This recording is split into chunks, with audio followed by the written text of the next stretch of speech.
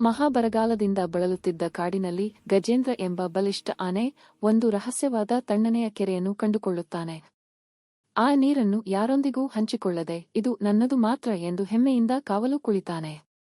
ಉಳಿದ ಪ್ರಾಣಿಗಳು ದಾಹದಿಂದ ನರಳುತ್ತಿರುತ್ತವೆ. ಆ ಸಂದರ್ಭದಲ್ಲಿ ಜಾಣ ಮದೆಕುರಿ ಕವಿ ಆನೆಯ ಬಳಿಗೆ ಬಂದು ಕೇಳುತ್ತದೆ, ಗಜೇಂದ್ರ, ನೀರು ಕಾಡಿನದು, ಎಲ್ಲರೂ ಬದುಕಲು ಹಂಚಿಕೊಳ್ಳಬೇಕು. ಆದರೆ ಗಜೇಂದ್ರ ಕೇಳುವುದೇ ಇಲ್ಲ. ಆ ರಾತ್ರಿ ಭಾರೀ ಮಳೆ ಸುರಿದು ಕೆರೆ ತುಂಬಿ ಹರಿದು ಬರುತ್ತದೆ. ಮಣ್ಣಿನಲ್ಲಿ ಸಿಲುಕಿದ ಗಜೇಂದ್ರ ಜಾರಿ ನೀರಿಗೆ ಬೀಳುತ್ತಾನೆ. ಆತನು ಕೂಗುತ್ತಿದ್ದಂತೆ ಅವನನ್ನು ದ್ವೇಷಿಸದೆ ಎಲ್ಲ ಪ್ರಾಣಿಗಳು ಸೇರಿ ರಕ್ಷಿಸುತ್ತವೆ. ಈ ಅನುಭವದಿಂದ ಗಜೇಂದ್ರ ವಿನಯ ಕಲಿತುಕೊಳ್ಳುತ್ತಾನೆ.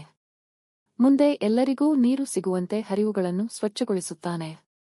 ಕಥೆಯ ನೀತಿ: ಸಂಕಟದಲ್ಲಿ ಜೊತೆಯಾದವರು ನಿಜವಾದ ಸ್ನೇಹಿತರು.